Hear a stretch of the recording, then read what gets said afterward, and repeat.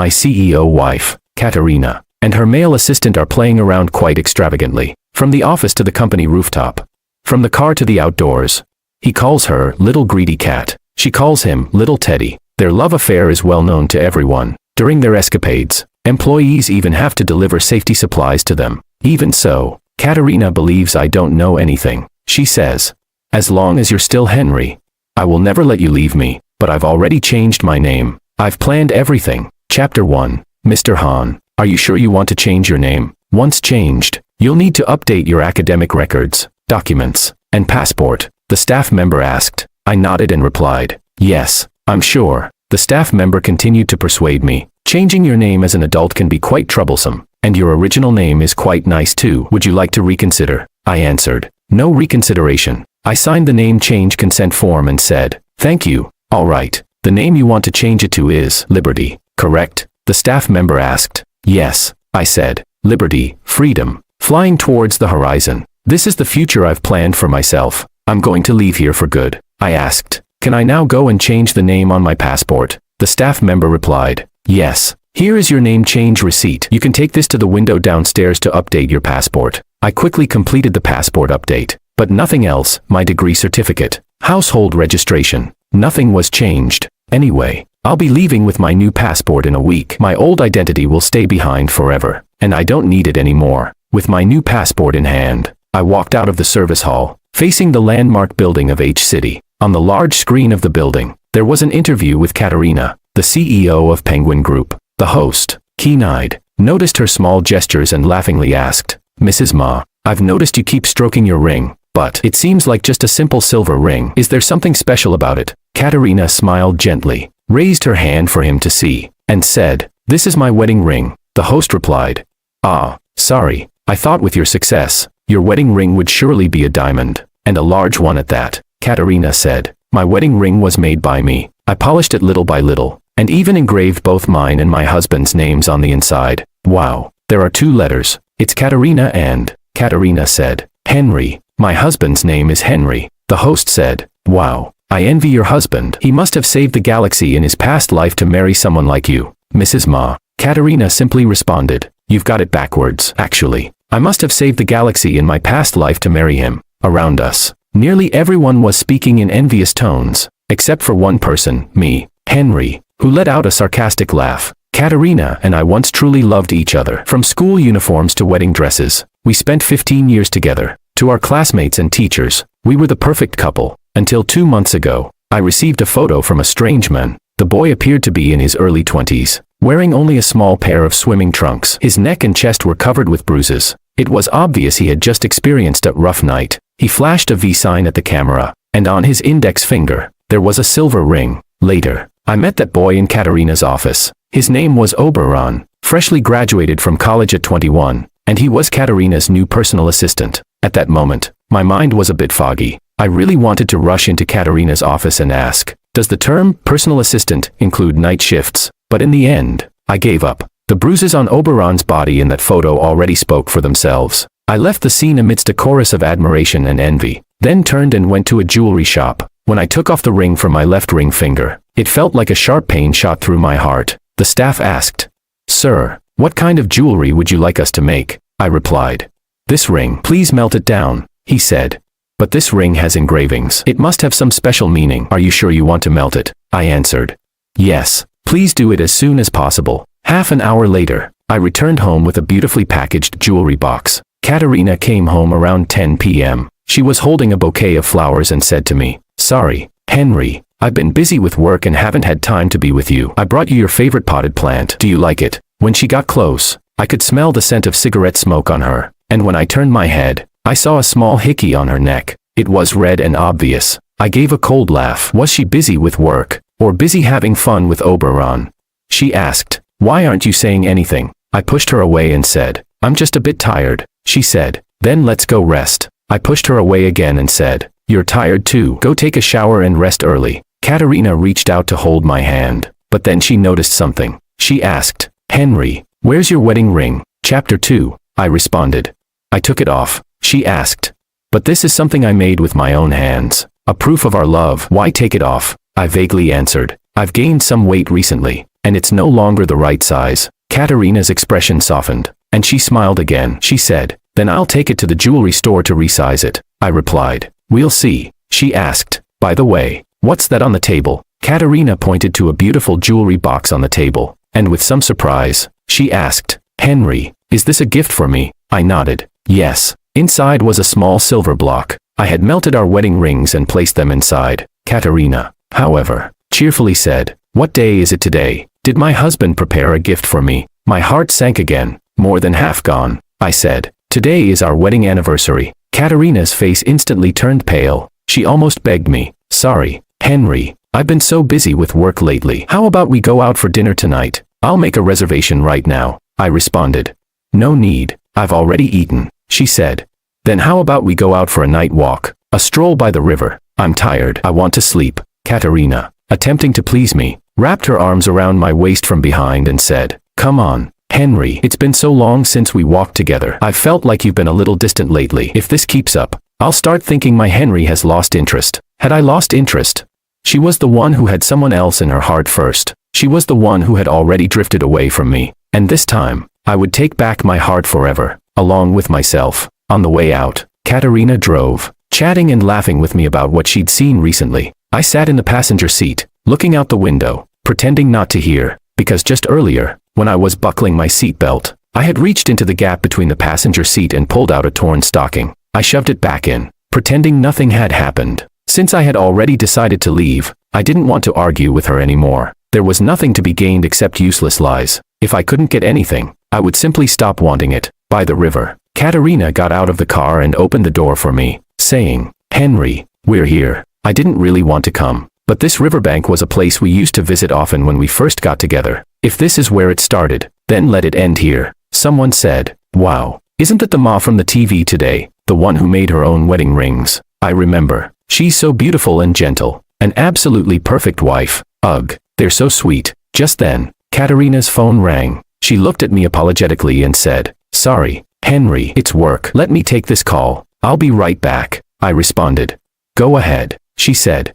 Wait for me here. There was a murmur of admiration around us. Someone said, they're so in love, Mom. I believe in love again. I was the only one standing by the river, face stiff, staring at the glimmering water in the night. When Katerina saw the caller ID, the smile at the corner of her lips was almost impossible to hide. Affection, sweetness, and a bit of teasing. How could it be work?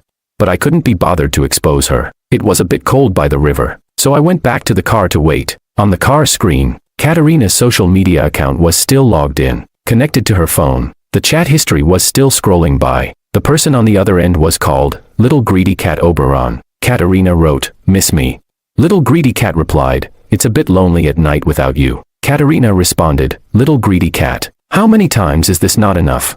Little Greedy Cat wrote, it's not enough. Every night, I start thinking of you. Katerina replied, fine. Wait until tomorrow at the office. I'll satisfy you. Little Greedy Cat wrote, okay, remember to wear stockings. I like that. The following conversation was even more disgusting, full of dirty words and flirting. I felt a chill down my spine and turned off the screen. I was trembling, unsure if it was from the cold or from anger. My nails dug into my flesh. Katerina returned quickly. About 15 minutes later, when she got back in the car, she placed her hand over her chest and sighed deeply. I was so scared. I turned around and couldn't see you. I didn't want to look at her fake face anymore, so I kept my head down, staring at my hands. I said, it's cold outside, so I came back to the car. She said, okay, stay wherever you like. I suddenly looked up, having seen their chat history. Those words took on a new meaning for me. Stay wherever you like. The stockings in the gap of the passenger seat. Had they done it there, too?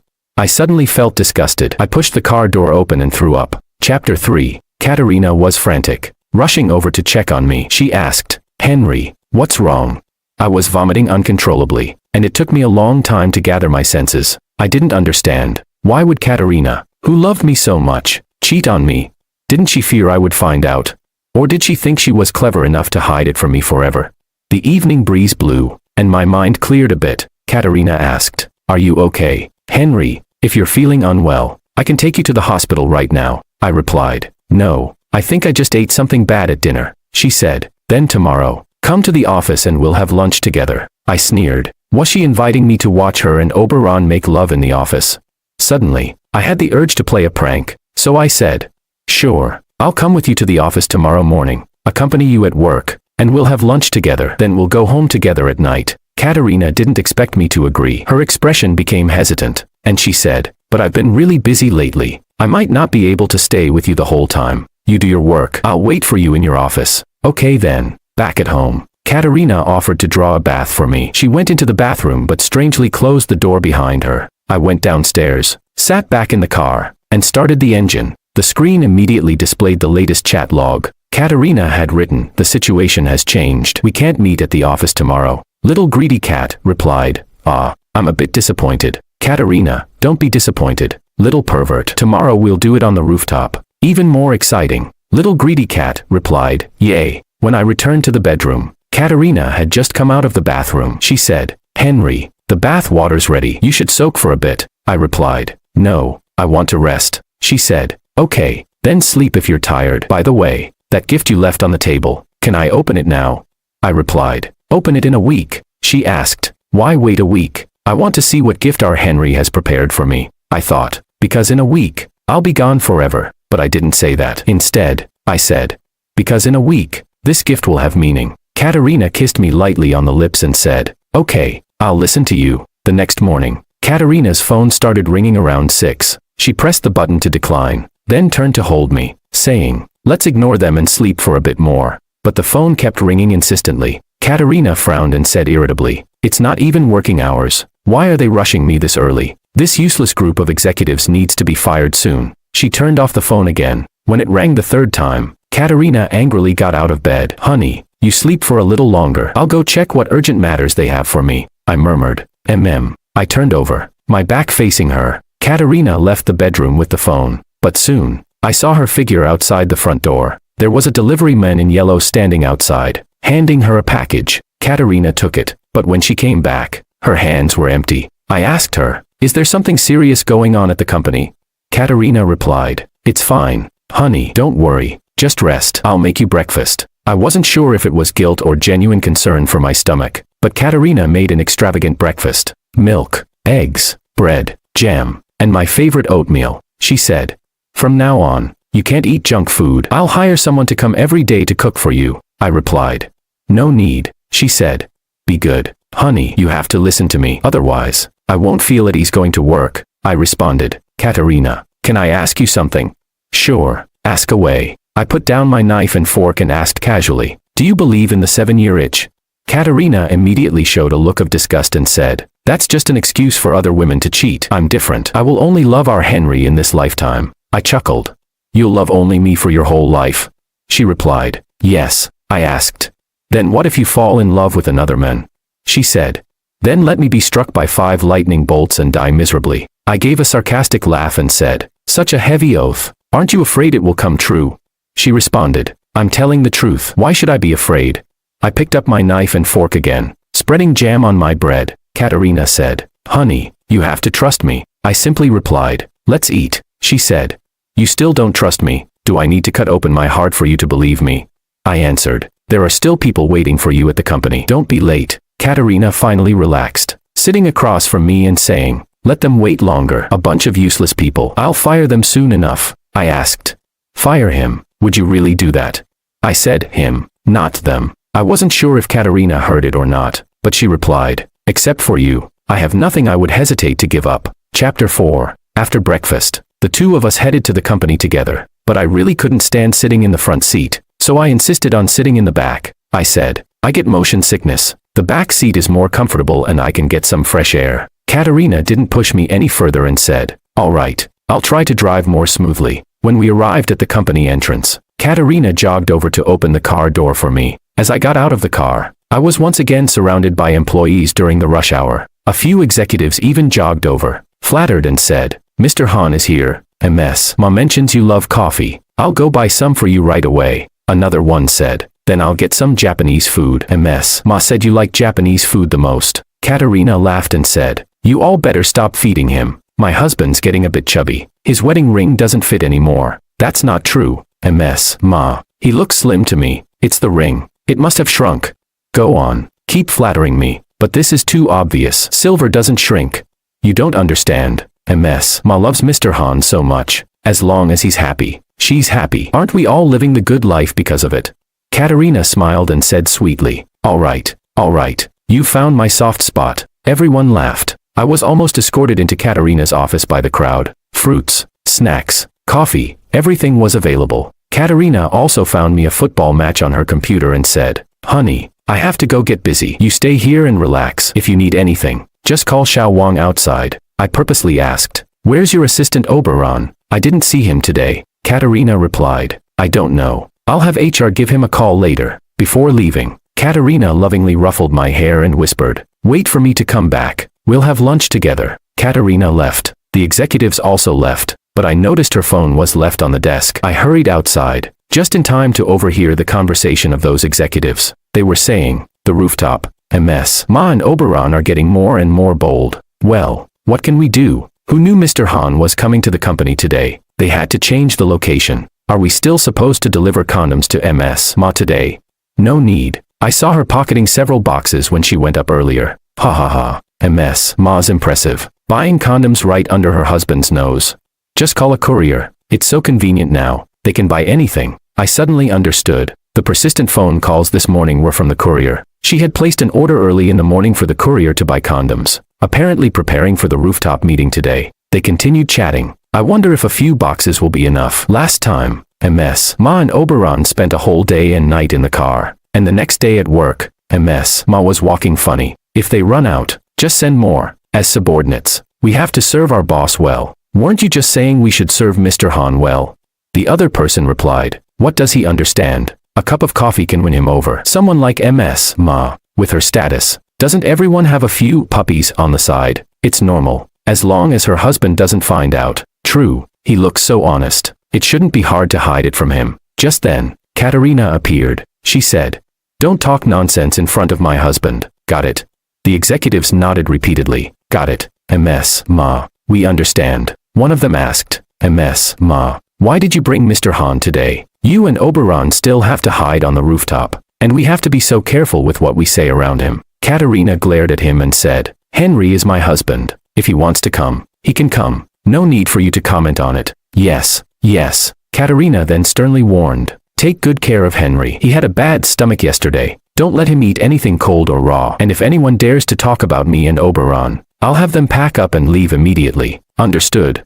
The executives all nodded with forced smiles. I didn't hear the rest of the conversation. I quickly returned to Katerina's office and placed her phone among the snacks. After a while, Katerina returned. She was still the same gentle Katerina, and said, little glutton, why are you eating so happily? The words, little glutton, made me feel a wave of disgust. I fought the discomfort and asked, weren't you going to a meeting? Why are you back already? She said, I left my phone here. Did you see it?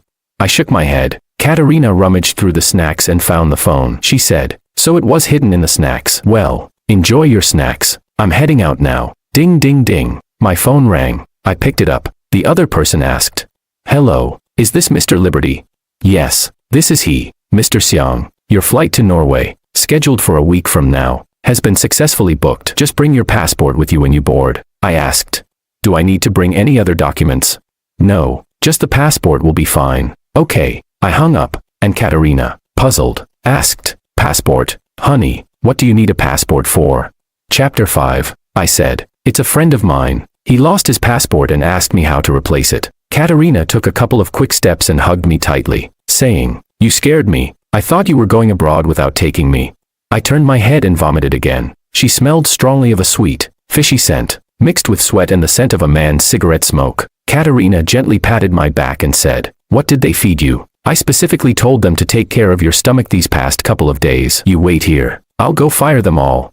I used all my strength to push her away. I said, fire whoever you want. Just stop using me as an excuse. Katerina was a little taken aback by my sudden outburst. She asked, honey, are you mad at me? Because I've been busy with work and didn't spend time with you today. She said, then how about this? Tomorrow I'll cancel all my work and just spend the day with you. Is that all right? I laughed bitterly. I asked, just spend the day with me? Yes, just you and me. I took a deep breath and slowly exhaled. I hope you keep your word. That night, out of nowhere, it suddenly started pouring rain. Ever since I returned home, I had been vomiting nonstop. Katerina wanted to come near me, but but I harshly rejected her, saying, "Don't come near me. The smell on you makes me want to puke even more." Katerina sniffed her sleeve and said, "Maybe it's the perfume you don't like. I'll switch to a different scent next time." I said, "Katerina, you should know it's not the perfume that's the problem." She said, all right, don't be mad. I won't wear any perfume from now on. Is that better?" I splashed cold water on my face and looked up, staring at my reflection in the mirror, and outside the bathroom, Katerina was anxiously holding a pot of hot water, waiting. I couldn't understand it. Why, even with the strong, sweet scent of intimacy clinging to her, could she still act so seriously as if she loved me? I couldn't grasp why Katerina seemed to care about me, yet still, without hesitation, betrayed our relationship. Hadn't the executive been right? People with money and power always play around, thinking they could fool me. He was wrong about me. I'm not so easily fooled, and I haven't given up on my principles. If her love is no longer wholehearted, then I don't want any of it. The next morning, Katerina took me to the hospital. After a series of tests, the doctor concluded, "It's likely emotional gastritis." Katerina asked, "What's emotional gastritis?" It's when the patient has been under a lot of emotional stress recently, which causes a significant impact on their body, leading to digestive problems and resulting in vomiting. Katerina asked me, "Henry, have you been upset about something recently? If you want to talk, maybe I can help you with it." I turned my face away and avoided her closeness, saying, "You can't solve it." She said, "Come on, tell me. There's hardly anything in this world that I can't fix." Well, actually, this was something only she could fix. For a moment, I thought about asking her, if both Oberon and I were kidnapped by kidnappers, who would she save first? But then I realized, I know martial arts. I can save myself. I don't need Katerina anymore. In Norway, I had applied to an art school under the name of Liberty. In the past, I had given up on my dream of painting in order to marry Katerina. But from now on, I would live for myself. Katerina said, "Honey, how about I take you to see a movie in the afternoon? There's a comedy that'll make you happy." I asked, "In the afternoon, don't you have work?" She said, "Didn't we agree? I'm spending the whole day with you today. I keep my promises. I'll never go back on my word." The next moment, her phone rang. She was about to reject the call but paused when she saw the caller ID. I watched her expression change, from irritation to hesitation. I laughed. "Answer it. Company matters are important." Katerina said, "I'll be quick. Just give me 5 minutes." "All right." Katerina stood up to leave, but I stopped her, saying, "Answer it here. I don't understand your company's matters. Don't worry about me spilling anything." Katerina hesitated for a moment, then awkwardly stopped and, after 2 seconds, answered the call, frowning. "I told you not to call me today. What's the matter?"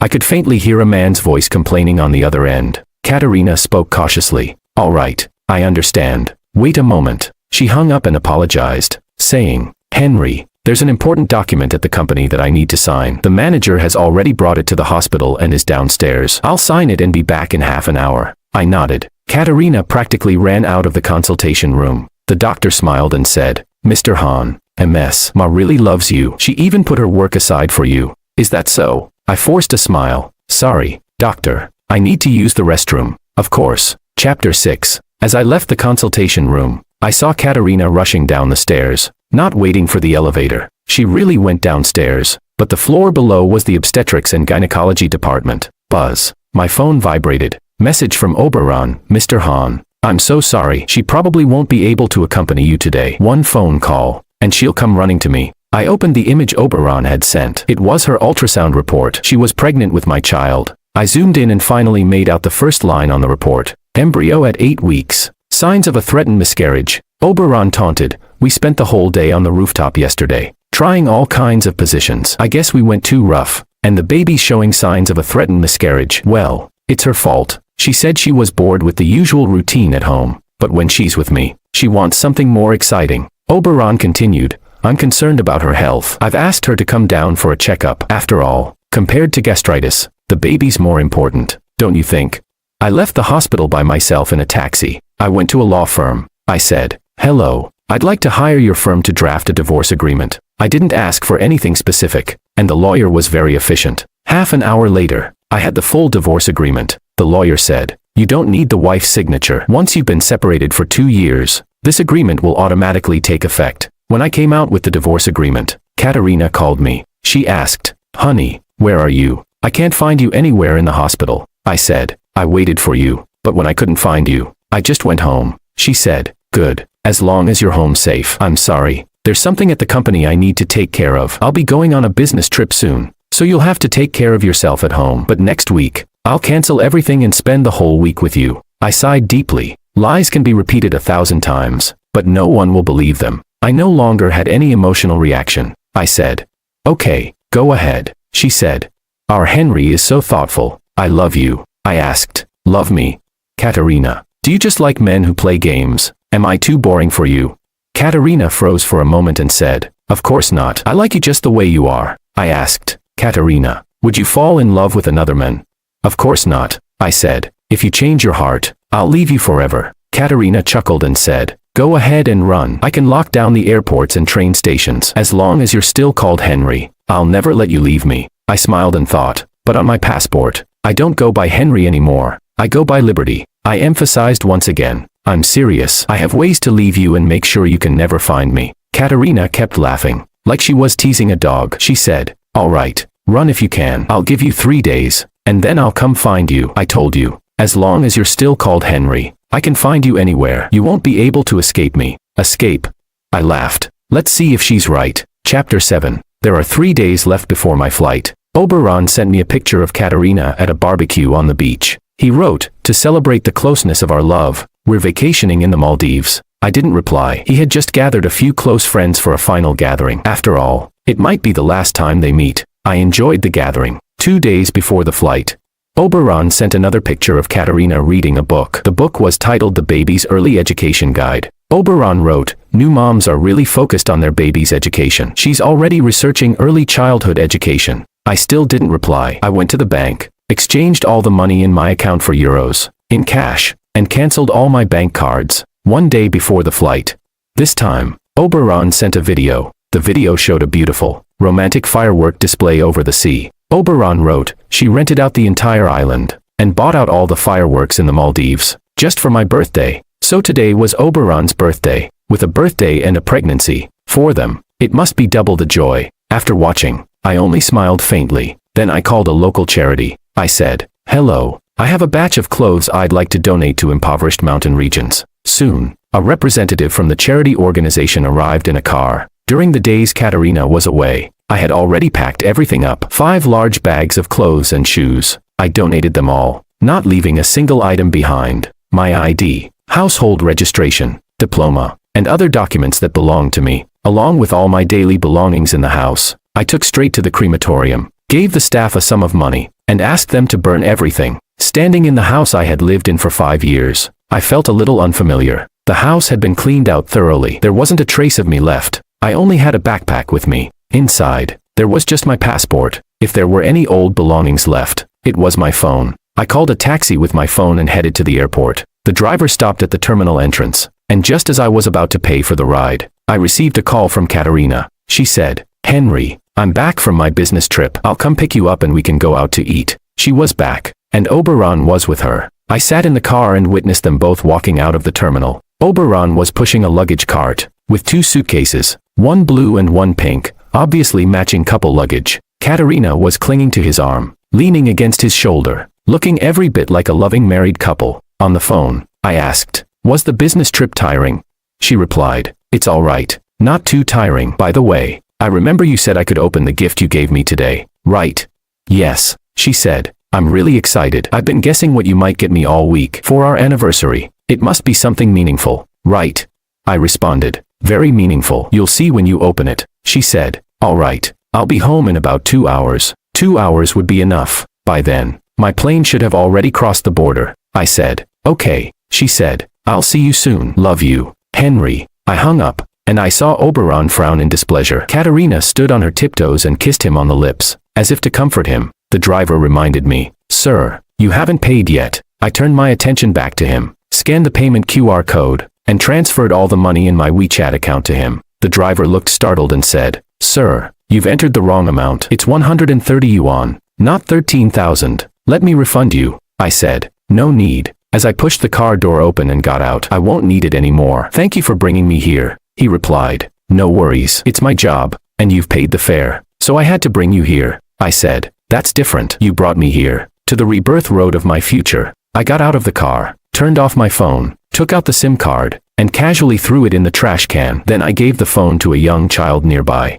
The child happily said, "Thank you, big brother." I smiled and patted her on the head, saying, "You're welcome." The child's mother felt awkward and said, "Such an expensive item, we can't accept it." I asked, "Are you going abroad?"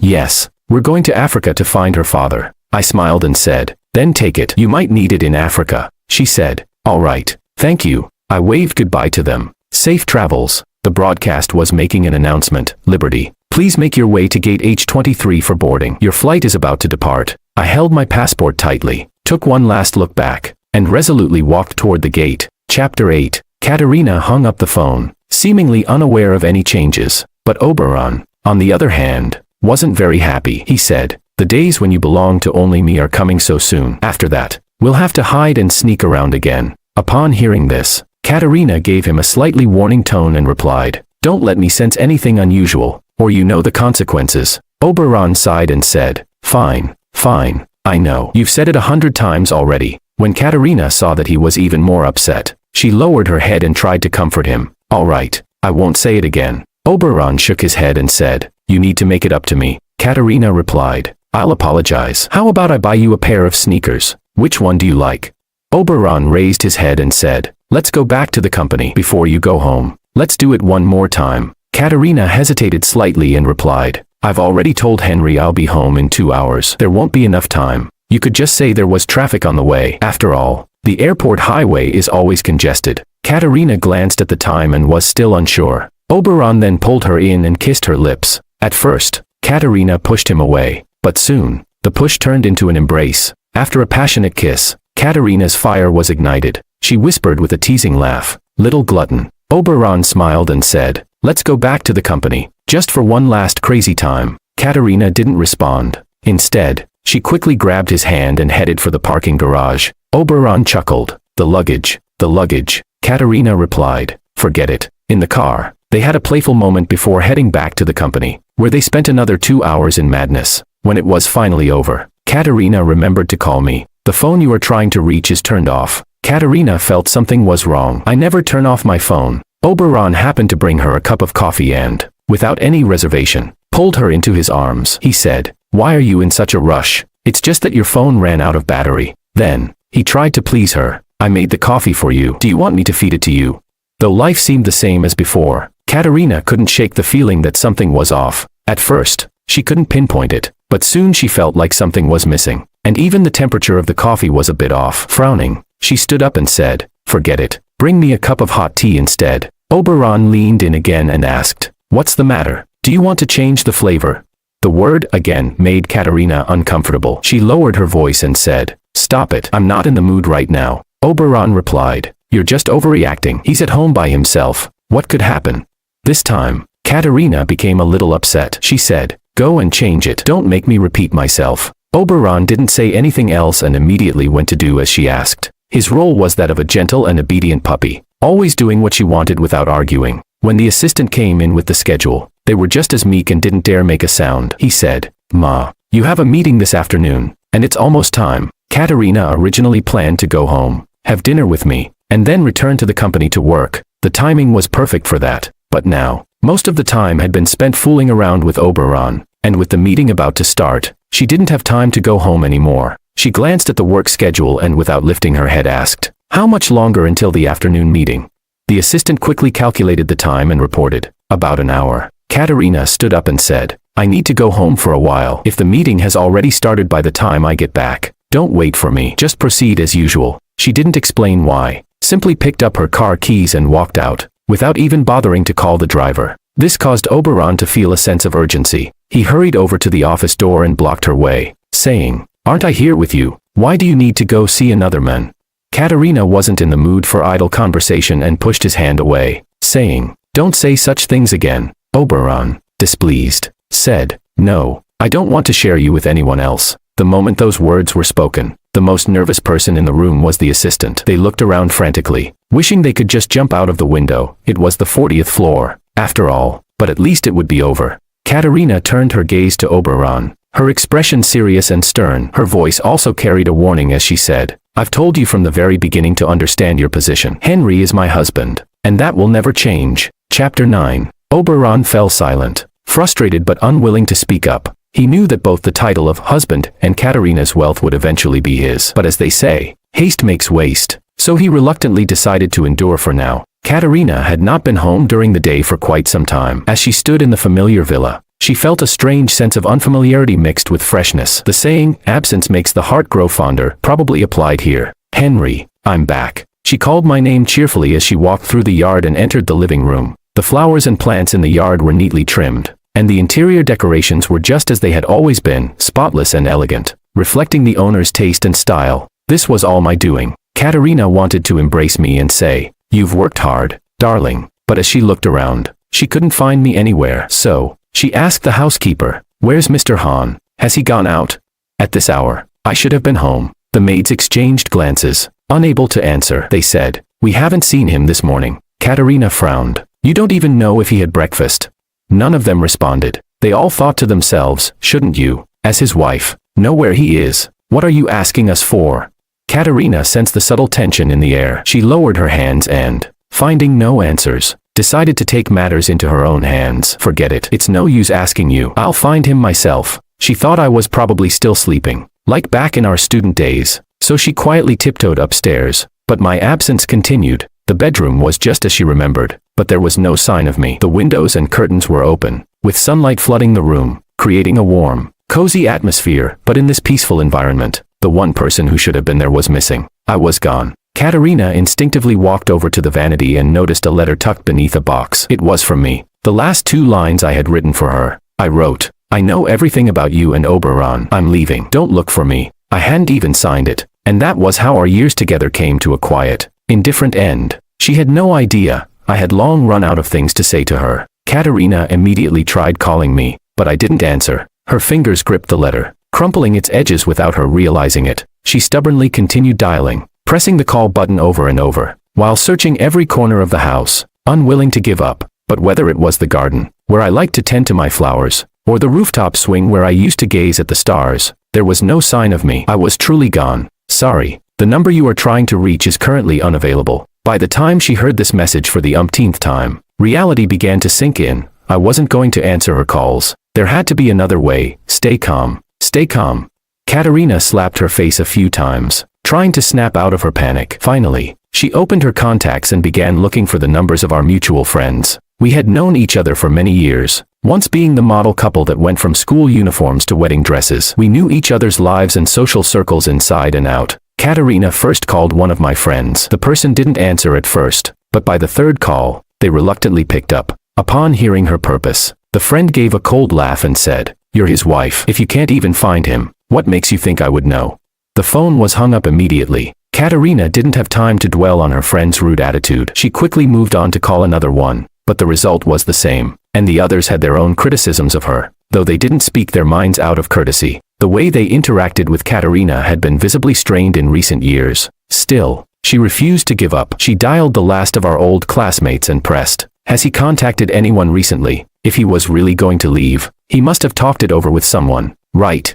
Her old classmate seemed to think it was a joke and replied, "You're his closest person, his pillow partner. If you didn't notice any signs, what makes you think anyone else would know? Maybe you should think about the arguments you've had recently." Katerina fell silent. It had been a long time since they had sat down and talked properly. If they still had arguments, maybe I would never have gone so far as to leave. She hung up the call with the last friend and felt a growing sense of panic. The bedroom, like every other room in the house, remained the same, but all of my things were gone. Chapter 10. The more Katerina thought about it, the more anxious she became. She feared I had acted on impulse and might be staying in a hotel, only to realize he was missing something important. Worse, she feared I had forgotten something vital in the rush of traveling or had no money to spend. And so she impulsively logged into her bank account to send me money. She didn't even bother to check how much she had transferred. Just knowing that she had typed in a few zeros, genuinely worried that I might face difficulties while away. What she didn't know was that I had never needed her financial support. It didn't take long for a call from the bank's customer service. "Miss Ma,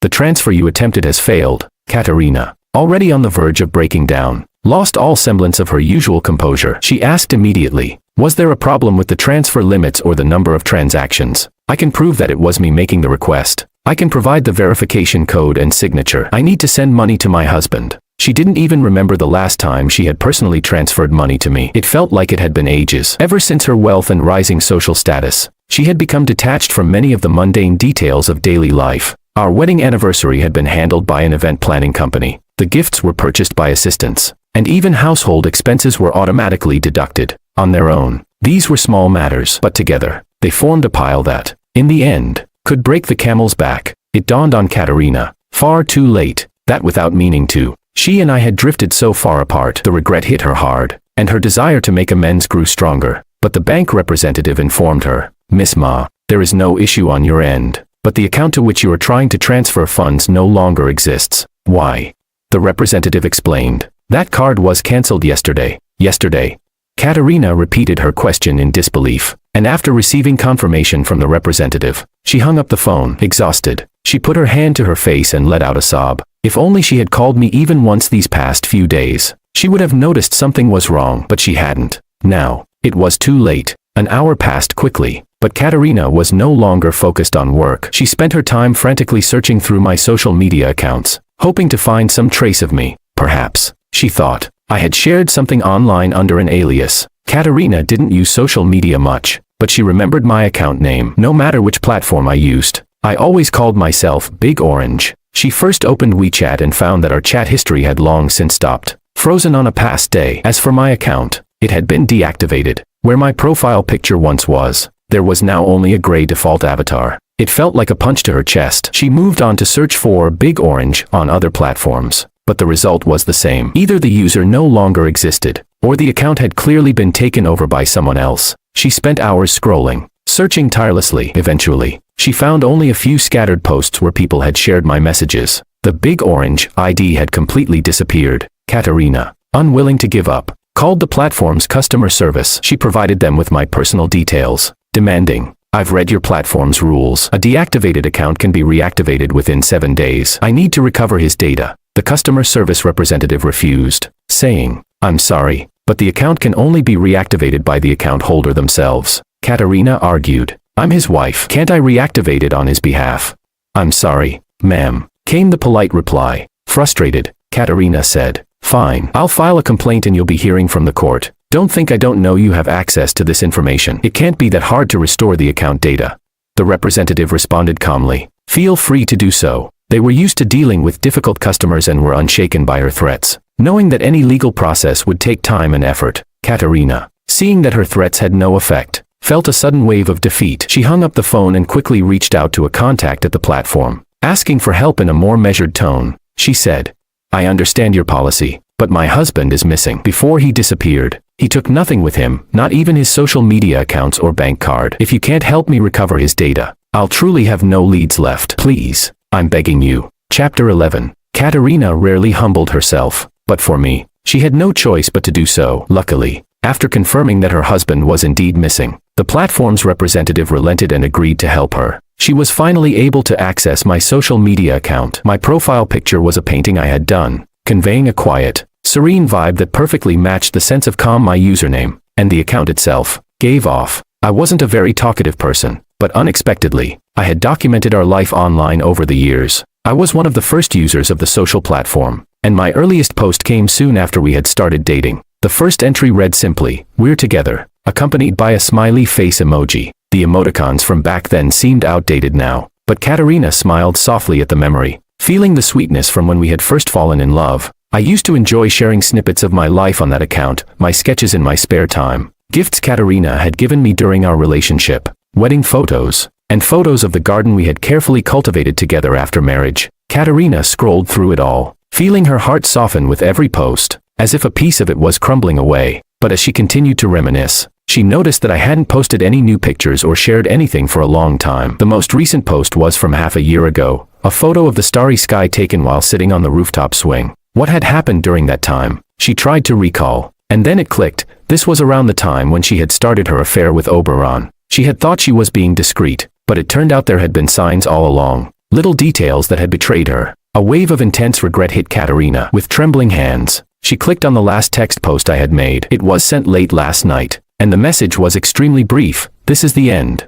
There were no hidden hints in my words, but Katerina knew instinctively that this message was for her. It was the final statement, Closing the chapter on everything we had shared over the years, Katerina spent the entire day in a daze. As night fell, the once warm and familiar home felt cold and alien. She lay alone in bed, engulfed by a crushing sense of emptiness. It was a feeling unlike anything she had ever experienced. Her phone buzzed several times by her pillow. Oberon was texting, trying to get her to go out, but she didn't even look at his messages. She lay there, sleepless, until well past midnight. And finally, unable to sleep, she turned on the bedside lamp and moved to the spot where I used to lie. She wanted to feel the warmth of my presence, even if only for a moment. At least I should have been here last night, right?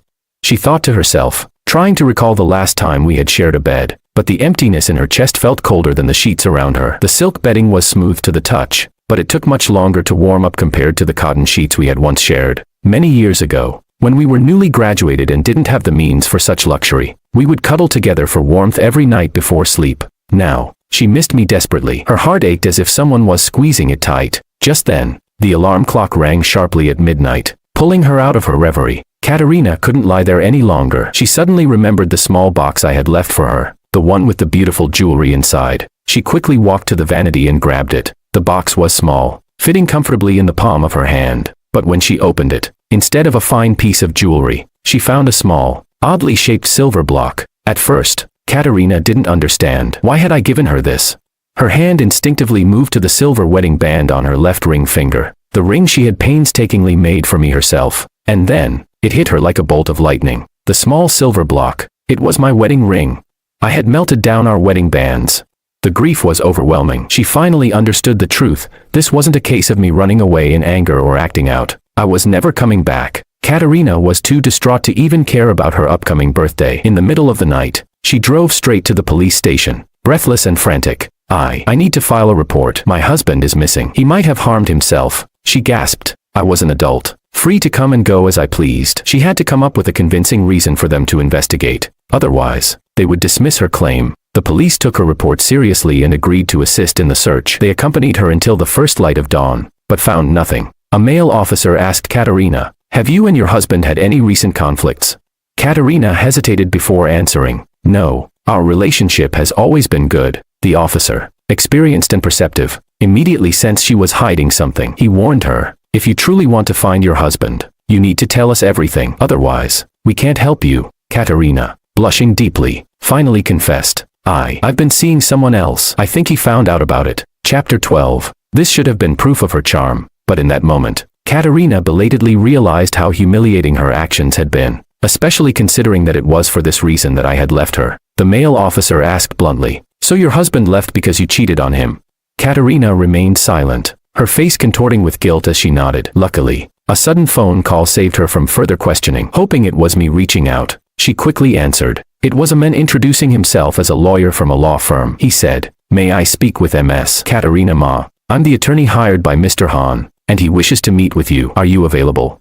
"Of course, I'll be there right away." Katerina didn't even attempt to explain herself to the police. She quickly fabricated an excuse about having other matters to attend to and rushed out of the station. Her mind was focused solely on meeting the lawyer and convincing me to come back. She sped through countless red lights, ignoring the angry shouts of pedestrians. But she didn't care. That was until the lawyer handed her a divorce agreement. Katerina didn't immediately notice the document. She looked around the office, anxiety clearly visible on her face. "Where's Henry? Isn't he willing to see me? Tell him to come out. I have something to say to him." The lawyer calmly responded, "I'm afraid I can't do that. Mr. Han is not here. He has fully entrusted our firm to handle the divorce proceedings. If you have any objections, you may tell me directly." He lifted the divorce agreement slightly, and only then did she notice it. Her face instantly went pale as she took the document from him. She barely glanced at it before tearing it into pieces, flinging the scraps around the office as she gritted her teeth and spat out, "I will never divorce him." Her eyes reddened as she insisted, "I made a mistake, but who doesn't? I know I was wrong, and as long as he doesn't like the people I've been with, I'll avoid them. This should be enough, right?"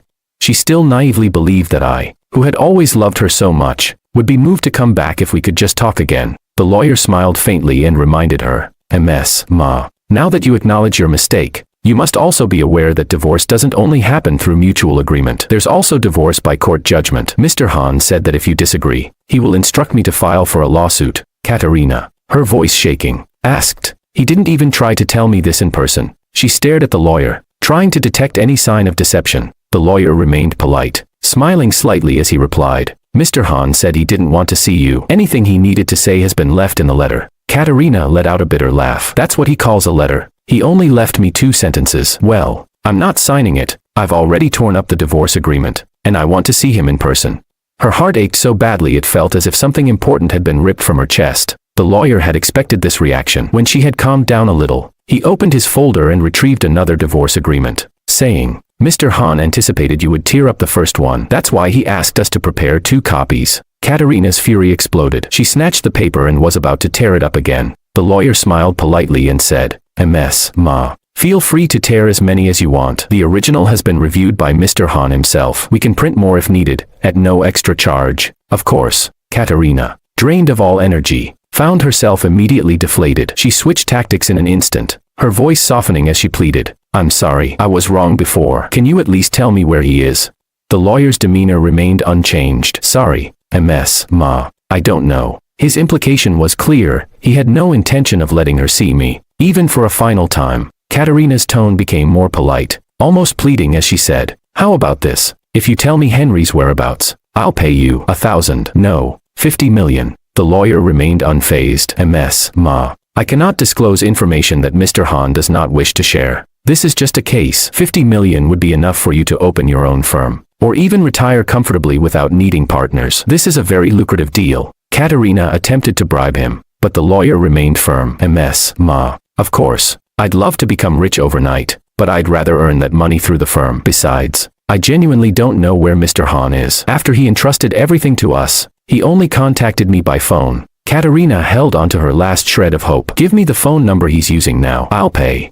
The lawyer responded smoothly. He's still using his old number. I called him earlier today, but there was no answer. The conversation ended as the room's atmosphere grew unbearably cold. Chapter 13. Katerina, seeing that the lawyer was unaffected by both soft and hard tactics, grew serious and reaffirmed her stance. Then we have nothing more to discuss. No matter how many copies you print, I will never sign. As for a lawsuit, do as you wish. She refused to believe that I wouldn't show up in court before then. She was determined to do whatever it took to earn my forgiveness. With so many years of shared memories, she believed that if she just held on, I would eventually come around. The lawyer had anticipated her reaction and calmly began explaining the law to her. MS, Ma. Actually, Mr. Han doesn't need to sue you. That's a last resort. If possible, he would prefer an amicable separation. For example, after 2 years of separation, he can file for divorce on the grounds of irreconcilable differences. I had already thought this through. Once I made up my mind to end the relationship, I planned for every possible scenario and prepared solutions in advance. Katerina was stunned. That's impossible. He wouldn't be so heartless. We loved each other so much. Is he really going to deny me over one mistake?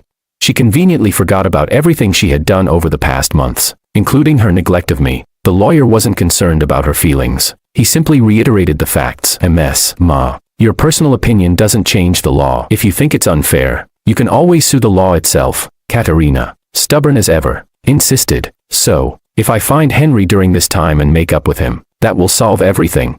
The lawyer smiled but said nothing, knowing full well her efforts were futile. Just as Katerina was at an impasse with the lawyer, her phone rang. It was the police. MS, Ma. Based on the information you gave us, we've pinpointed the last location of Mr. Han's phone signal. Can you come here?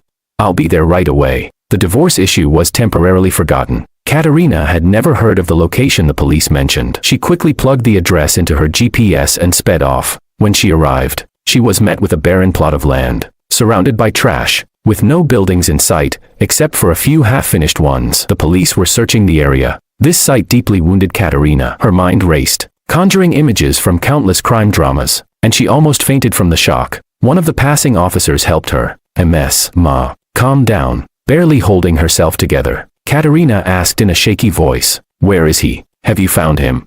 She feared the worst, thinking I had taken my own life, and in that moment, regret overwhelmed her. Had she known things would end like this, she wouldn't have called the police, claiming I was in danger. But I wasn't in danger, I had just left. Katerina's voice cracked. It's all my fault. He didn't disappear. He just doesn't want to deal with me anymore. It's my fault, she rambled, clearly in a state of shock. The officer who had been helping her, still perplexed by her words, handed her a bag and said, MS, Ma. We didn't find Mr. Han's phone, but we found a SIM card. Could you check if it's his? It was then that Katerina snapped back to reality. Is it just the SIM card? Where's the phone?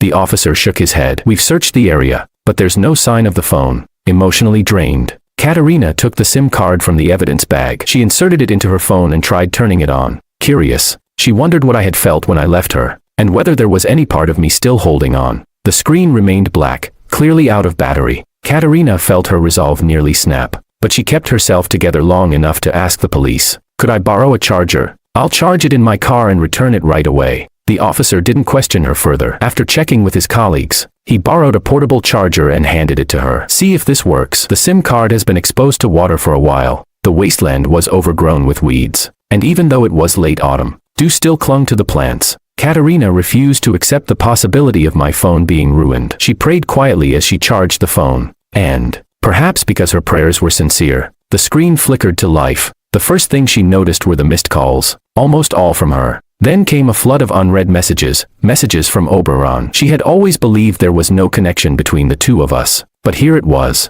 Oberon's tone in the messages was completely different from how he acted in front of her. Chapter 14. The messages read, "Henry, you know Katerina well. She's sentimental and can't let go. As long as you're willing, she can follow you forever. But I think it's best we clear the air. Love doesn't have a ranking, but I think if she had met me first, you two would now be no more than old classmates. Men should know how to have fun in relationships. Being too honest just makes you boring to women. Youth may not be everything, but Katerina has high needs in that area, and I'm at the age to satisfy her better than you can. Ding ding ding. This is the necklace Katerina made for me and gave to me herself. Henry, you must understand, we truly love each other. If you agree, I'll leave the house to you as part of our breakup settlement, because Katerina will give me a new one." There were many more messages like this, short, crude, and brimming with a familiar scent of tea. Oberon couldn't stop mentioning my name, and constantly referenced his age in relation to Katerina, as if it were some sort of justification. Katerina's face grew colder with each word, and her heart sank as she scrolled up. What she discovered made her blood run cold. Oberon hadn't just sent messages. He had sent pictures, photos of Katerina with gifts he had demanded, screenshots of her money transfers, 520, 1,314 amounts, and even more intimate photos of her sleeping with him beside her. Katerina's stomach churned. She felt disgusted beyond words. The officer who had lent her the charger saw the messages too. A sneer formed on his lips as he looked at her with growing disdain. It was clear to him that Katerina was not just holding on to the hope of reconciliation with me, she was trying to build a new life with someone else. Only Katerina seemed to believe that hiding it from me was proof of her love. She was trembling now, unable to even recognize herself in these images of betrayal. She took a deep breath and handed the portable charger back to the officer, her face empty of emotion. "I want to go home. Please continue searching for Henry." She couldn't bear to call me her husband in front of anyone anymore. On the drive back, she called Oberon. Her voice was colder than it had ever been. "Where are you? Come to my place. There's something we need to discuss in person." Oberon was overjoyed. "When?" "Right now," she replied. Katerina ended the call, drained, with no strength left to face any more of the mess she'd created. She had no intention of going to the place she'd arranged with Oberon. Just the thought of it made her want to vomit. She hadn't had a sip of water since yesterday. Oberon, however, was faster than she was. By the time she got home, he was already there, acting as if he were the man of the house, barking orders at the servants without a care. "Take down those paintings. They're awful. If you're going to hang something, buy some expensive ones. Who wants these ugly things? Oh, and the carpet needs to be replaced. I'll give you the brand later. It has to be the most expensive custom-made one. I don't want my friends thinking I'm lying to them. Pull up the flowers outside too, and get me the most expensive ones." He was giving instructions like a king, walking around with a sense of entitlement, pinching plants and throwing leaves aside like it was nothing. Only when he saw Katerina did he stop. A grin spread across his face as he ran toward her, eager to please. "Where have you been? Have you figured out where you want to go to celebrate? I think we should stay here. After all, I'm the man of the house now, right? By the way, where's the chef? I want to order some food." To Katerina, Oberon had always seemed like an amusing distraction, a boyish figure who wasn't really bad, just a bit vain and spoiled. She'd never expected more from him and had enjoyed the adoration and the youthful energy he provided. But now, standing before him, she realized just how terribly wrong she had been. Her gaze turned icy as she asked, "What are you wearing?" Oberon, completely absorbed in his fantasy of becoming the new master of the house, didn't notice anything off. He even twirled around, showing off the outfit. "I found this in the closet. What do you think? Does it look good on me?" I looked around and this was the only thing that fit. Katerina's fury flared up instantly. "That's Henry's sleepwear. He's never worn it before." Chapter 15. Oberon completely misunderstood her intentions. Grinning, He tried to embrace Katerina, saying, "Isn't this more exciting, Katerina? What are you doing?" Before he could finish, Katerina had had enough and tore the sleepwear off him with a force that left him stunned. She ignored his cries, only stopping once the garment was tossed onto the floor. She didn't look at him even once during the whole scene. The servants, merely there for their jobs and wages, had no desire to witness such a spectacle. They all quickly fled the room, heading straight for the yard. Oberon was first startled, but when he realized no one else was around, he gave a knowing, smug smile. "Oh, so you want me again? I understand," he said, moving toward her to embrace her once more, not even attempting to hide his intentions. Their relationship had always been about physical attraction, nothing deeper. He had never felt the need for any sense of shame. As long as he could satisfy her desires, he'd be able to gain access to her wealth and status. Whether she saw him as a toy or a lover didn't matter, as long as he could secure the role of her partner and live in luxury. But Katerina's reaction was nothing like what he expected. She pushed him away with disgust, her eyes blazing with fury. "You don't deserve to wear his clothes, and you certainly don't deserve to touch his things," she spat, making it clear she had no desire to even be near him. Oberon had thought that after they moved into the house, marrying her would be inevitable. He had already begun to fantasize about becoming her husband, and he had planned to pressure her into finalizing the divorce. He had even changed into loose-fitting sleepwear, under which he wore nothing at all. He grinned, thinking he was being clever. "You've always liked me this way, haven't you?" he said with a smirk, but his confidence faltered when Katerina grabbed his wrist, stopping him from picking up his discarded sleepwear. Her icy gaze met him as she demanded, "If you had any decency at all, you wouldn't have sent Henry those messages, nor would you have taken photos of us together. I've warned you before, don't flaunt yourself in front of him. You're the one who drove him away." She made sure to place all the blame on Oberon, as if that would somehow lessen the hurt she had caused me. The truth of her own actions, her own betrayal, was pushed aside as she blamed him entirely. Oberon, realizing his secrets were out, quickly shifted into defense mode, pretending to be clueless. "What are you talking about?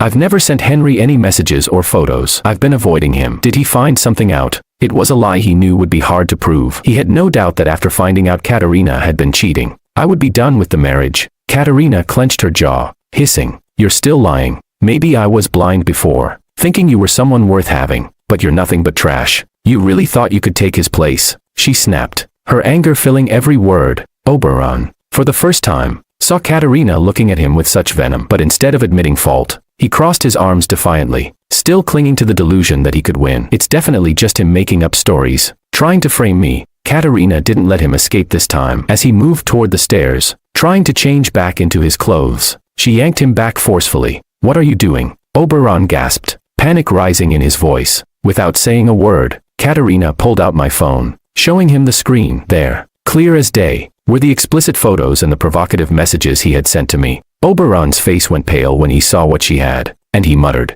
"Wasn't he supposed to talk to you about the divorce directly?" As soon as the words left his mouth, he realized his slip-up. He scrambled to cover it up, saying, "I didn't mean to lie. I was just trying to protect you. If I didn't love you, I wouldn't have risked everything." Katerina cut him off with a laugh tinged with bitterness. "Is it really love? Or is it my identity and the Ma family's money you're after? You know the answer better than anyone." She regretted everything now, the decision to push me away for someone like him. Her anger was too much to bear, and she let it all out. Oberon was still clinging to his fantasies, unwilling to let go of what he thought he had earned. He grasped her sleeve desperately, pleading, "Don't you see? I'm sincere. You know I've always been sincere," he continued, trying to justify his actions. "Do you really think Henry loved you? A man who loves you would get jealous, but he never cared. I was just trying to help you see the truth. That's why I sent those photos." "Shut up," Katerina interrupted him, her voice cold and final. She was done with his excuses, done with the lies, and most of all, done with pretending that anything about her relationship with him had been anything more than a convenient distraction.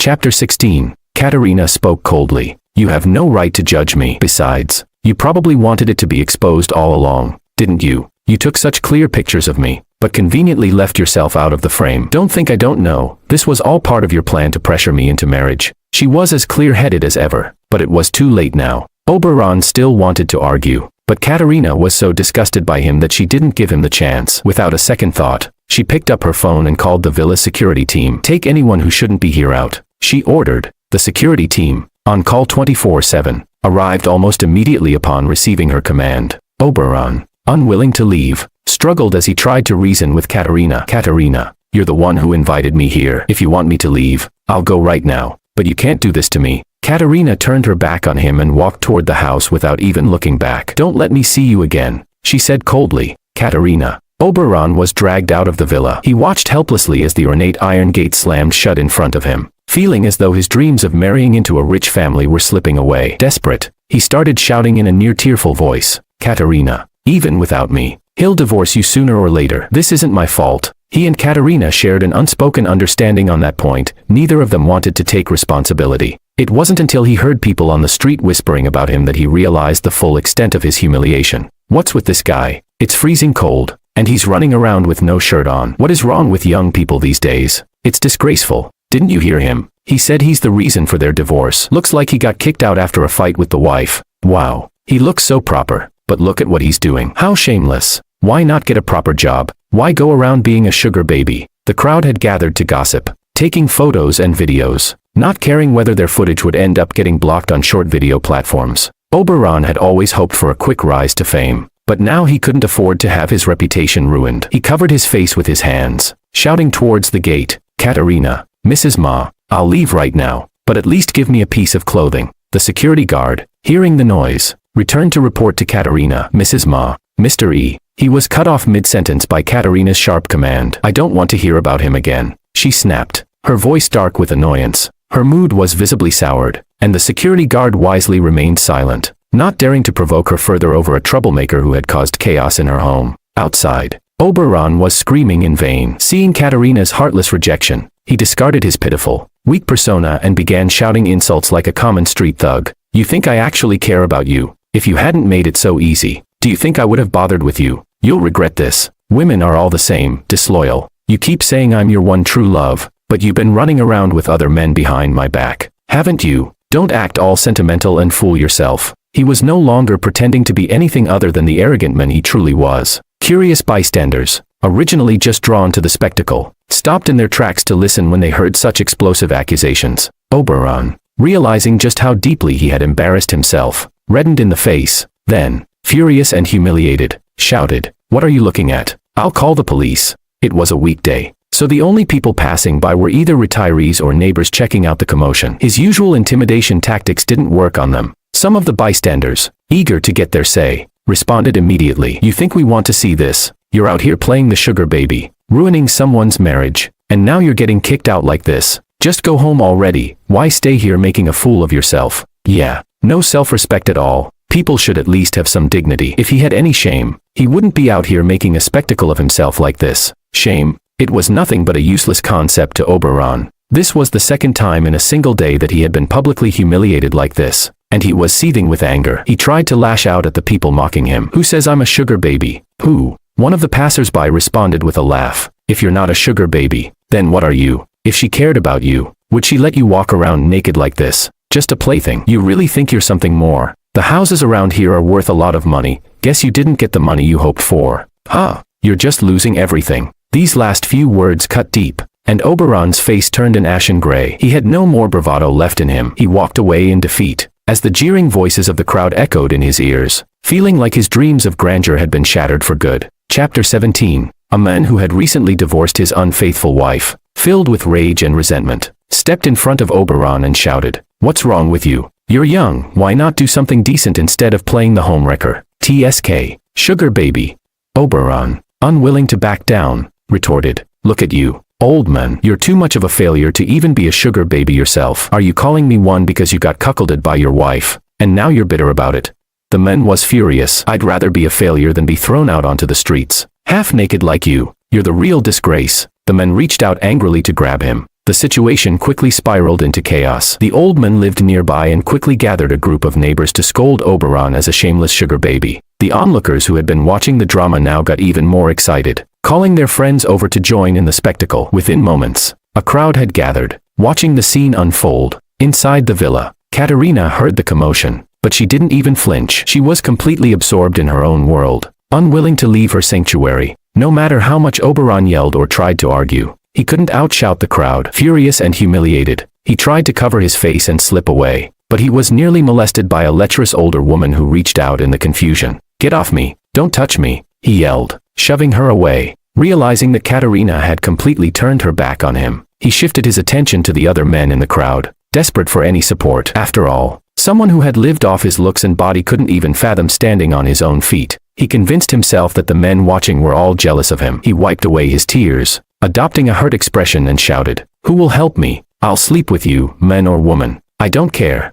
A few older women in the crowd, intrigued by his offer, started to remove their coats, eager to help. But just as they took a step forward, their friends grabbed them back. "Don't even think about it. You're willing to take a man like that? He's young enough to use his body as a bargaining chip. He must not care about anything. He's just trash." Exactly. Maybe he was kicked out because the woman he was with caught something from him. Is he out for revenge? We should call the cops. This guy is trouble. The moment those words were spoken, whether out of genuine concern or just to escape the drama, the crowd scattered in all directions. Even the men who had been arguing with Oberon quickly clapped his hands, as if trying to physically rid the air of any filth. Oberon, who had often relied on his body to earn money, was now confronted with the reality that the people who had once seen him as a prize were now avoiding him like the plague. The shame hit him like a ton of bricks. The iron gates of the villa were firmly shut, showing no signs of opening. In desperation, Oberon hugged his arms around himself, panicked, and started running toward the nearest alley. Halfway down the street, a stray dog began barking and chasing him. Terrified, Oberon bolted, darting through narrow alleyways to avoid the dog's pursuit. By the time the barking had faded away, he was completely disoriented and unsure of where he was. He had lost his phone and jacket back at the villa. He couldn't even call for help, let alone figure out how to get back. The area was desolate, with only a few long abandoned houses, unvisited even by the homeless. He shivered in fear, his voice cracking as he shouted, "Help! Is anyone there?" But only the wind answered him. That night, Oberon had no choice but to walk back home on foot, freezing and alone. Had it not been for a kind passerby calling the police, he might have spent the entire night wandering aimlessly through the wilderness, still in his half-naked state. But this was just the beginning of his downfall. His dismissal letter arrived faster than he did, and soon, he became a viral sensation on social media, with his disgrace splashed all over the internet. His reputation was shattered beyond repair, and he would never show his face in public again. As for Katerina, she had done exactly what she promised. After kicking Oberon out of her home, she made sure to erase him completely from her life. That night, she sat on the couch, lost in her thoughts until someone reported to her, "Ma'am, we found a witness at the airport. They saw Mr. Han board a plane." Katerina froze. "I checked all the flight lists for that day. His name wasn't on any of them." The person responded, "Ah, then the witness might have been mistaken. It could have been someone who looked like Mr. Han. This lead is probably useless. I'll look into other options." "Wait, come back," Katerina interrupted. "I don't want to miss anything." "Which flight did the witness say he saw Henry board?"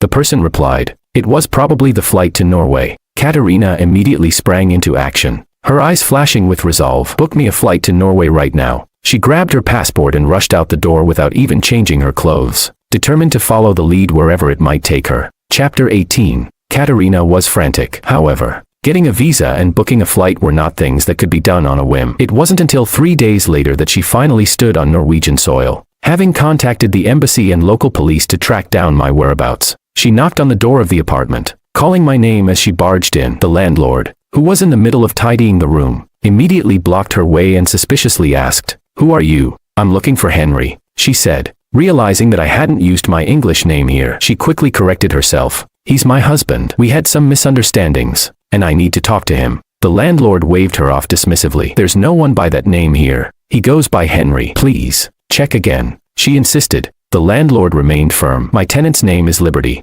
not Henry. You've got the wrong place." "Liberty?"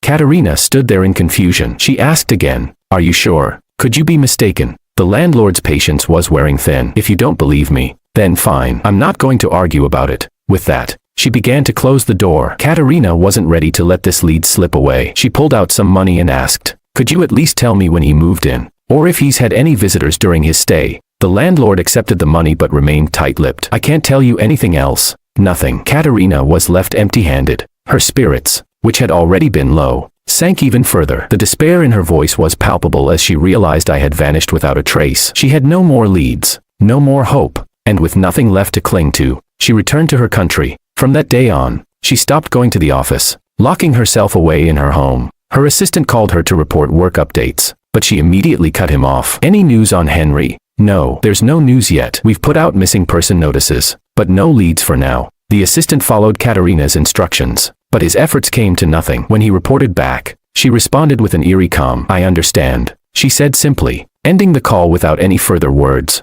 Over the next few days, the assistant called regularly to provide updates, but her responses grew shorter and shorter. At first, she would acknowledge and ask for further action. Later, she only muttered an indifferent in reply. The assistant began to feel uneasy. He feared that Katerina might have suffered a breakdown and was planning to isolate herself completely. He quickly contacted her parents for help. Katerina's parents, upon hearing that something was wrong with their daughter, rushed to her home. The servants were still following the routines I had set up before I left. Everything in the house was orderly, except for the absence of its owner. My mother, clearly anxious, stopped one of the servants and asked, "Where's my daughter? Why hasn't she come out?" Normally, Katerina would have greeted them warmly, but today, she hadn't even bothered to make an appearance. They had called her in advance, but she hadn't answered any of their calls. The servant pointed upstairs, her face grave. "Miss Katerina has locked herself in her bedroom. She told us not to disturb her." My mother's worry deepened. "Has she left the room at all?" The servant shook her head. "No, she hasn't." "What about meals? Did you bring her anything?" my father asked,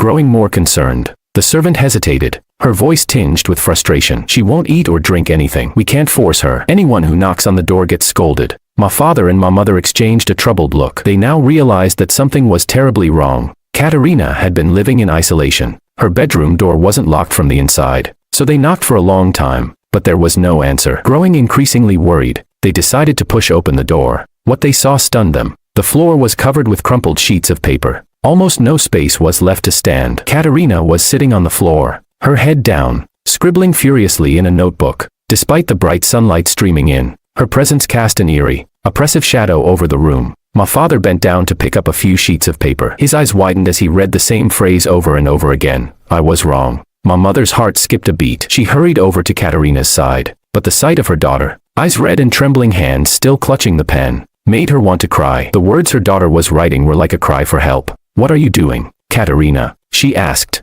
her voice breaking. My father snatched the paper and pen out of her hands, his voice filled with disbelief. "What's the point of writing this over and over? We know everything. How could you do something like this?" Katerina's tears flowed as she looked up at her father with a mixture of shame and guilt. She raised her hand to cover her face, her voice muffled. "It's all my fault. I betrayed Henry. I couldn't resist the temptation, and now I've lost him. I'll finish writing all of this and show him how sorry I am." Her parents were left speechless, heartbroken, and helpless, as they watched their daughter continue to write her apology in vain, trapped in a cycle of regret and self-punishment. Chapter 19. The papers scattered on the floor were made of the same material as the ones I had left for her. Katerina had taken the notebook I hadn't finished using from the study and moved it to her bedroom. She spent day and night writing for several days straight. At that moment, time seemed to lose all meaning. My mother, her eyes filled with tears, implored, "Henry doesn't want to see you. Even if you fill the entire room with apology letters, what good will it do? You should say these words to him directly."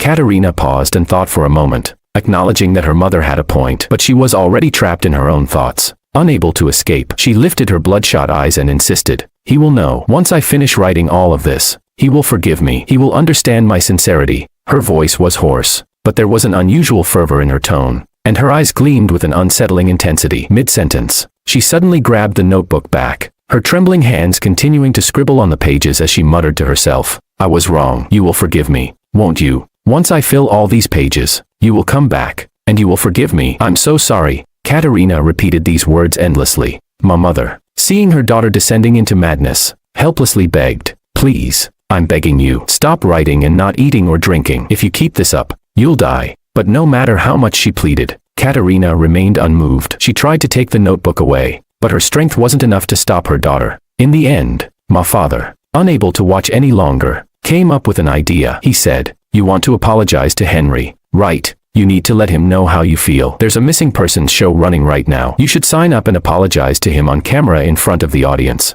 The show was gaining popularity, and with Katerina's status as a talented young woman, it would definitely attract attention. Perhaps I would see her confession somewhere in the world. Katerina immediately signed up, and by using additional funding, she secured a spot on the latest episode. The production team, sensing the gossip potential from her marital issues, ramped up their promotional efforts. By the time the episode aired, it was already generating buzz. Katerina didn't bother to hide her emotions, but for the sake of the show, she made an effort to freshen up and put herself together. Before she left, she even wore the first dress I had bought her after our marriage. Back then, our relationship was strong. Every day before leaving the house, we'd exchange a good morning kiss in our embrace. But as time passed, those beautiful moments had been shattered by her own actions. The studio audience was packed, all there to witness this scandalous event. The host, sensing Katerina's exhaustion, subtly probed for the cause of her marital breakdown, but to his surprise, she was direct and open from the start, confessing everything. She said, "I came here to apologize to my husband. I broke my promise when we were together. I told him many sweet things, believing we'd grow old together, our love never fading. But I couldn't resist temptation and made a mistake.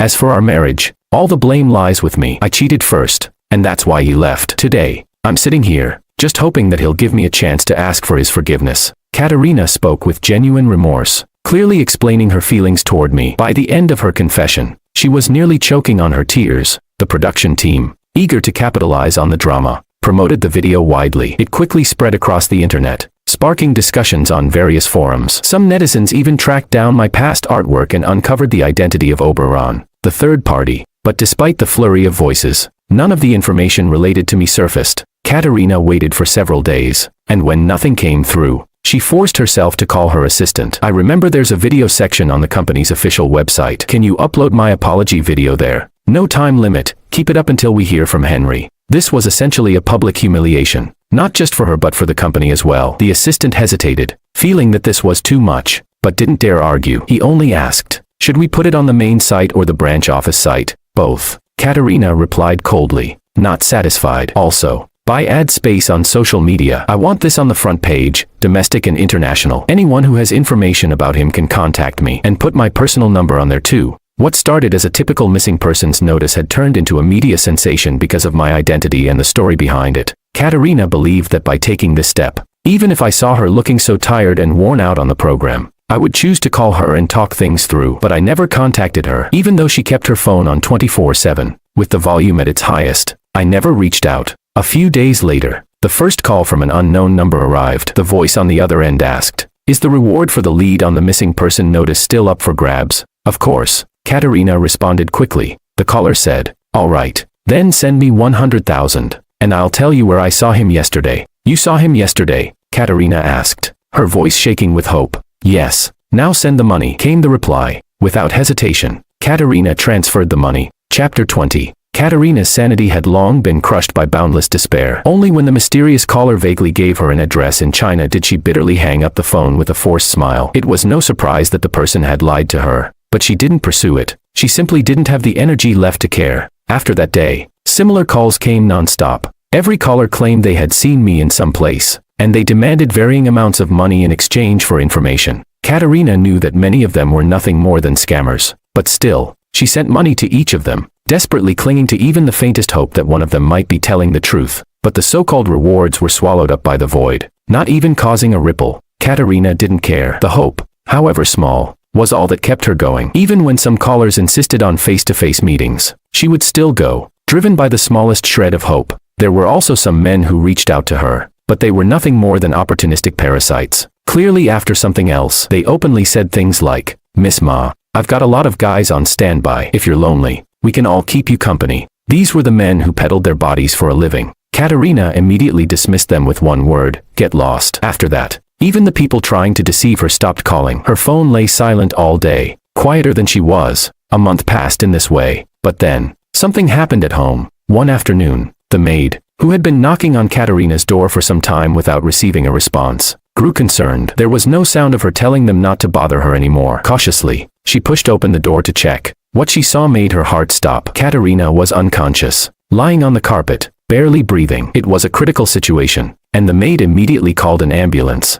My father and my mother, who arrived at the hospital in a state of shock, looked far older than they had just a month ago. They anxiously waited outside the emergency room, appearing as though they might collapse any moment. But the doctor brought more bad news. The patient's fainting was caused by dehydration and malnutrition. Moreover, she miscarried. This is a case of severe mental illness, and if she doesn't get treatment soon, there's a high chance she may even attempt suicide. My mother fainted on the spot upon hearing this. My father, though on the brink of collapse himself, had to force himself to sign the necessary paperwork and pay for the treatment. Only after they had stabilized could he record a new video at Katerina's hospital bedside. In the video, he appeared frail and tearful, pleading with me, hoping that I would return and save Katerina's life, for the sake of the past. On the other side of the world, I knew nothing of this. I had resolved to sever all ties with the past, and that included not getting involved in anything related to Katerina or the company. In the forests of Norway, There was a small wooden cabin. During the cold winter months, the town's residents mostly stayed home, enjoying the snow and resting. I, too, followed the local custom and chose to do the same. I set up my easel by the window and painted the snowy landscape outside. From time to time, I sipped the hot coffee I'd ground myself, while a newly adopted kitten curled up at my feet. The kitten, very affectionate and eager for attention, would meow and jump onto my lap, demanding to be petted. Just then, there was a knock at the door. I had no choice but to pick up the kitten and go open the door. It was Lisa, the landlord, who had come to visit. I stepped aside to let her in. This little one insisted on cuddling, so I had to bring him along. It's no problem. He's so adorable, Lisa said, shaking a bag she was carrying. I baked some cookies and wanted to share them with you. Thank you. I smiled and poured her a cup of coffee. In this small town with its simple folk, the winter life was a bit dull, and visiting neighbors was a common pastime. In just a month, Lisa and I had become quite good friends. During our conversation, Lisa mentioned something that caught my attention. She said, "Liberty, I saw a video on social media. It's an apology video from a woman, and she posted a missing persons notice with a photo that looks a lot like you, along with her contact information. I was curious if you've seen it."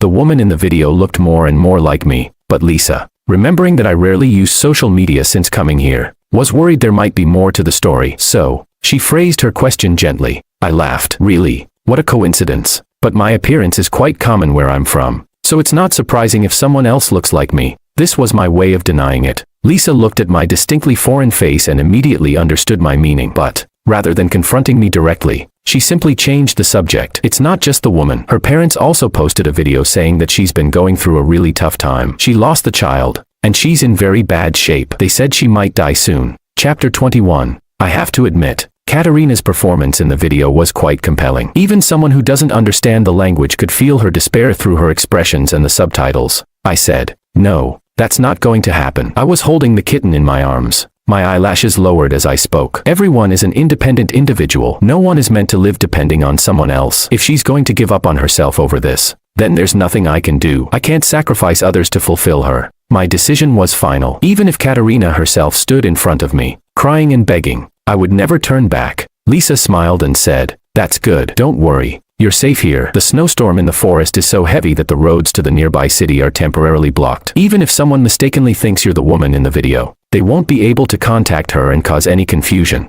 A warm feeling rose in my chest as I tasted a freshly baked cookie with a red rim around my eyes. I said, "Thank you. These cookies are really delicious." Time flowed like water, and before long, it was the night before Christmas. A big day for the town's residents. Many young people working in other cities would make the effort to come back and reunite with their families. I was alone in the cabin, but I had bought some fresh flowers and hung up a recently completed painting on the wall, trying to prepare for the holiday spirit. Lisa, being thoughtful, invited me over. "By the way, Liberty, my sister Anna is coming home tonight. It'll just be the two of us, and it'll be a bit lonely. Would you like to come over and spend Christmas with us?"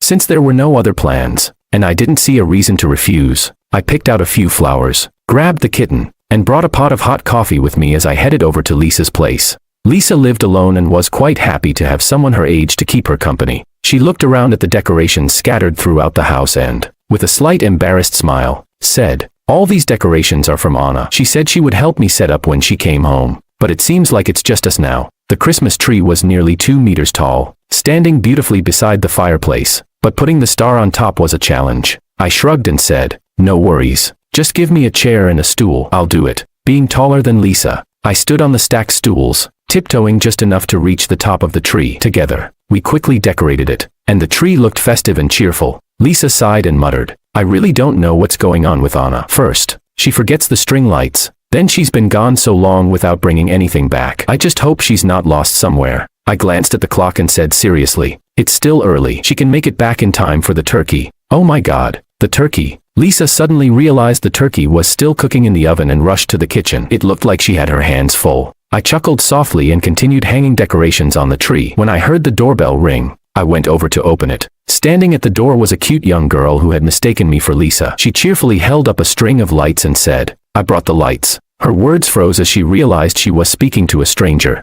Our eyes met. I wasn't bothered at all and smiled as I explained, "You must be Anna, right? I'm your sister Lisa's tenant. She's in the kitchen preparing the turkey. She'll be out soon." Lisa, who had been watching, brightened and remained silent for a moment, until she finally called out from the kitchen, "What are you standing there for? Come help me with the turkey."